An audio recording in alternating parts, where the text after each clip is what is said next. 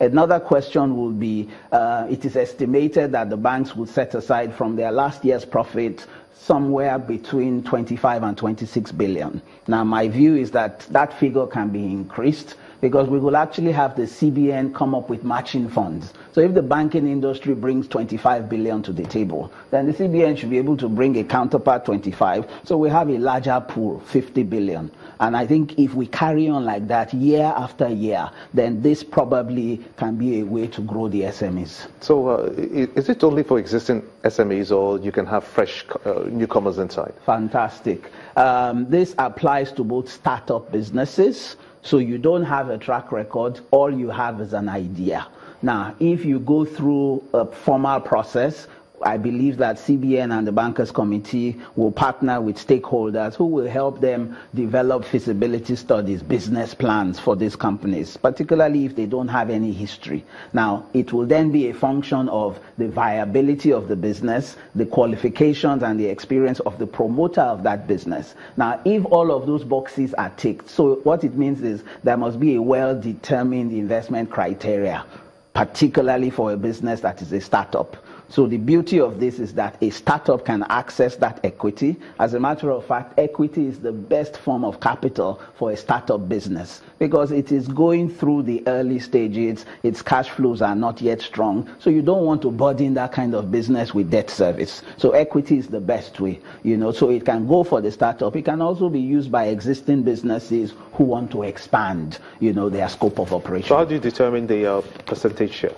Well, now we are coming to the technicalities of investments. Clearly, there will be an advisor to the CBN and the Bankers Committee. What they will do is to carry out a valuation of the business. So based on the valuation, they will determine that, okay, if a company is worth 100 million naira and they require 20 million worth of equity from this scheme, that will translate into a 20% stake in that SME. So the owner, the promoter of the business, retains an 80% stake. This new money providers will own a 20% stake. So it's a function of valuation and how much money the business actually. So that makes sense. At the end of the 10th year, what happens? They exit. Or is there option like they say? Those footballers' contracts? Extend the contracts. Now, at the end of 10 years, what will typically happen is, if the business has grown, if the business is now more valuable, the expectation is that there will be a lot of people lining up to acquire that particular stake that the CBN and the Bankers Committee will be exiting from. So let's use the same example of the 20% stake. If the business we entered at 10 naira, the business is now worth 50 naira, there is a strong expectation that people will be lining up to take them out. So it is really a function of how well does the CBN, through this particular scheme, handhold the businesses and ensure that the businesses actually become successful. So the criteria for going in at the onset is very, very important. Then after you've gone in, you need to then monitor so that people don't think this is another piece of the national cake and they use it for whatever which they is like. More important? Which is more important? Say, for instance, we get to that 10 years and we have to look at the exit process, and the SME wants to buy over the 20% of the bank's shares. And what role will that business owner be playing, standing alone now, as to having 10 years of support from the CBN?